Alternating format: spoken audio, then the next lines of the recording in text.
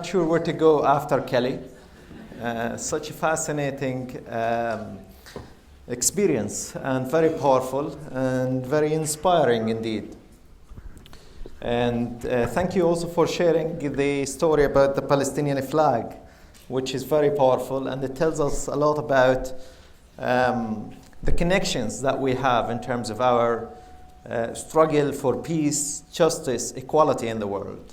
And thank you for sharing this story. Just as well to start with thanking our host today, I'd like to thank Claire, she's there, and Vic as well as Anastasia, she's here somewhere. I can't see her. Anastasia's there. Thank you so much again, Anastasia, for the invitation to be here. And also from last year, you've helped a lot. I know you're very modest about that, but thank you again. And to Keir, of course, you've been a great source of support in terms of the issues about Palestine and bringing those issues into the conversation in terms of peace and justice in the world. So really to start with, I just would like to say thank you again for being here, especially friends that I recognize from last year and years before. We have also, I believe, an Irish group here. I call it the Blanche group, although I was told that this is not the name for it. And this morning someone said everyone went to bed except the Irish group. They stayed up late singing. And I was saying to myself, yeah, that's true. You can take them out of Ireland, but you can't take Ireland out of them. So anyway, really to start with, Claire was saying to me yesterday if I could share a little bit. I'm from Gaza originally, Palestine. And Claire said if I could a little bit reflect on the political, social issues within the Palestinian context, as well as what does it mean to be an academic as well as an activist at the same time. And we know that this is a difficult space to negotiate and to maneuver within, being an academic as well as being an activist. And I was thinking right away about context. Context is very important to start with. And while we're talking about indigenous stories, indigenous land, indigenous struggles, I find it also important to reflect on indigenous Palestinian tradition, which really is a strong tradition, and it has that element about it, which is storytelling. And the name that we have in the Palestinian tradition for a storyteller is Hakawati. Hakawati is someone who tells a story and repeats telling the story, if that makes sense. And the story is very important because it's powerful. It tells us about a few things. One of them is what happened in the past. That's very important. We need to understand it. And secondly, why are we here? How have we got here? What brought us here? And thirdly, it gives us hope about the future. And fourthly, I think the story and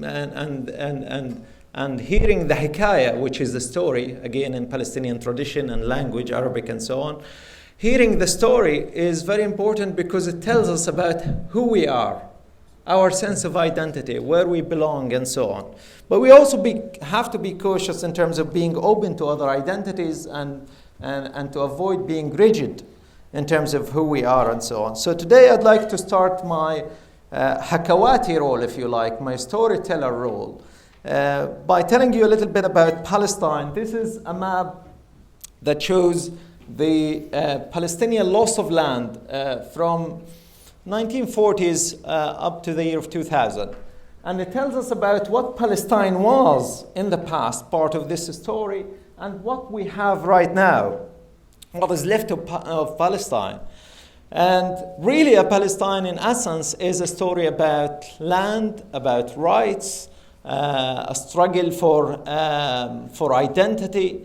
We hear sometimes different voices describing the Israeli-Palestinian issue, saying It's a conflict. It's two national groups who are fighting. It's Arabs and Jews who will never live together and so on. But if you look at history, this is not true.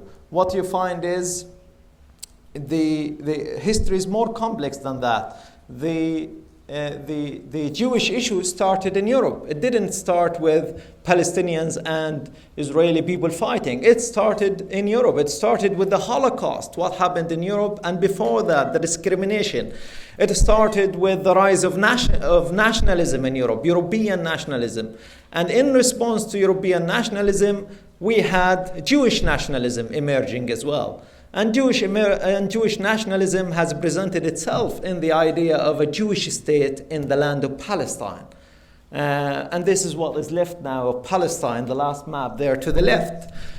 So really, if you look at history, if you look at the hikayah, if you look at the story, what you find is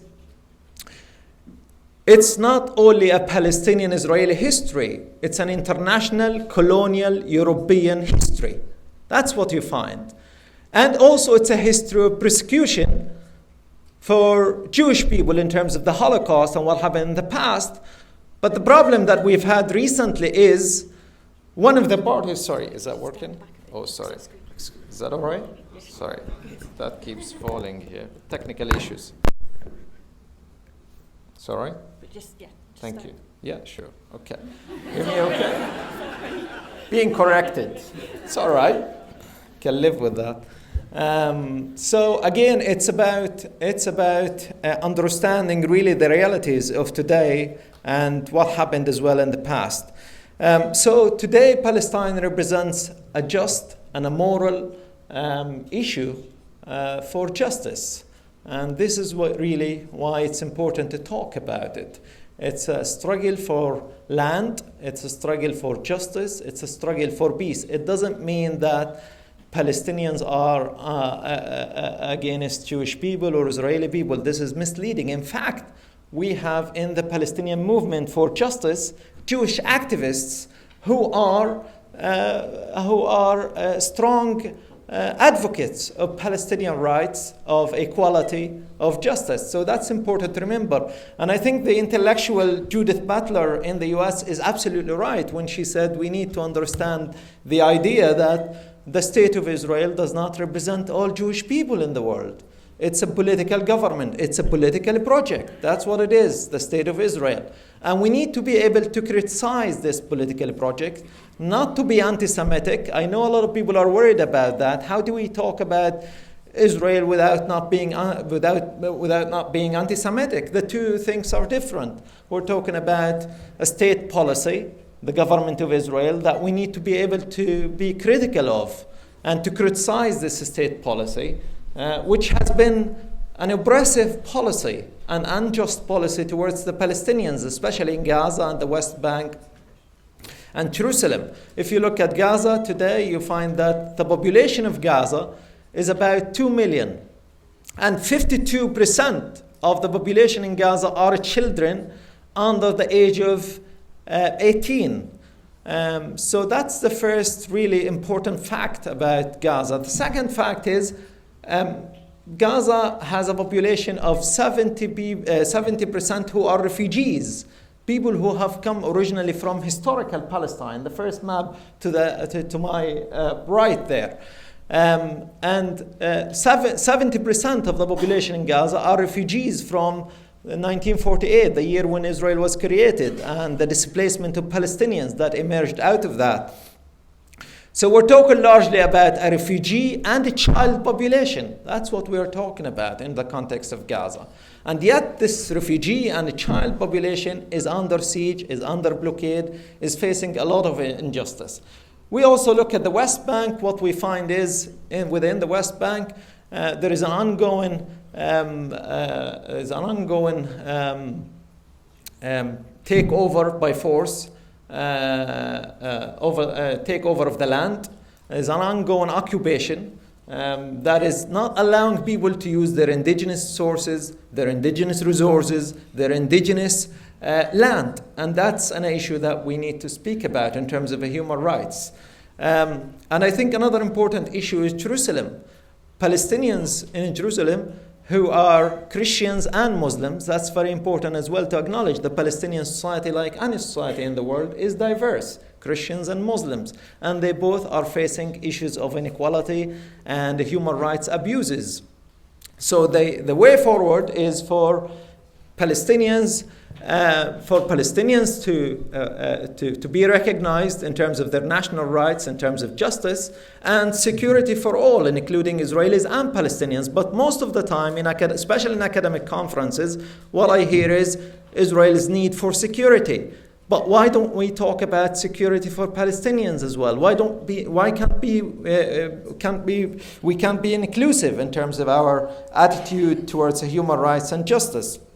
And finally, because I do have a limited time here, I'd like to just say briefly that recently I was invited to, if I can just have 2 quick minutes, I was invited to participate and speak in a conference in Trinity College about terrorism. Terrorism, talking about what happened in Europe in terms of Belgium, in terms of France, and so on. And I agreed to participate, although I didn't really initially I didn't want to participate. I was unwilling to make a contribution there because of that title, a conference about terrorism. But yet I decided to participate, and I made 3 points there.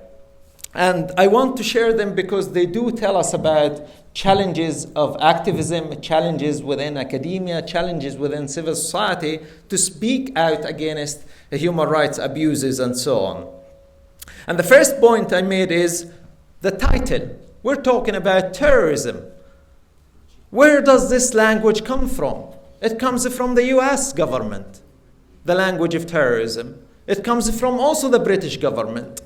I'm not saying that terrorism doesn't exist. It does exist, and violence does exist. But what I'm suggesting is, why don't we also talk about the root causes of terrorism? Where does it come from? How do we deal with it? How do we resolve conflict and violence? So again, in a very uncritical way, we have adopted the language of power, and that's my concern.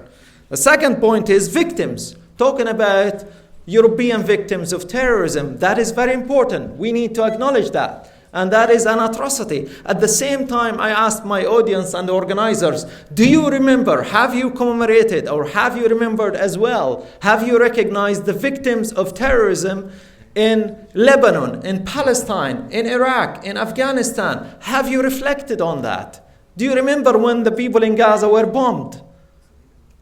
Have you organized an event before about the people in Gaza? There was no response there. And that led me to suggest to them clearly that we are talking here about hierarchy of victimhood. Victims who are important and victims who are not important. Victims who are human beings and victims who are less human. And that's a tragedy, and that is a challenge that we need to face. The third point I suggested to them, and I'll finish on this, is on the issue of state terrorism. We keep talking about violence and terrorism, but why don't we talk about also state terrorism? Terrorism that is supported by the state, supported by government. Have we forgotten about that? And that is very important, so we need to acknowledge it. Finally, our commitment should be with the human rights, with justice and knowledge, and also challenging the discourses that prevent us from being ethical and also just in terms of our approach towards the human rights. Thank you very much.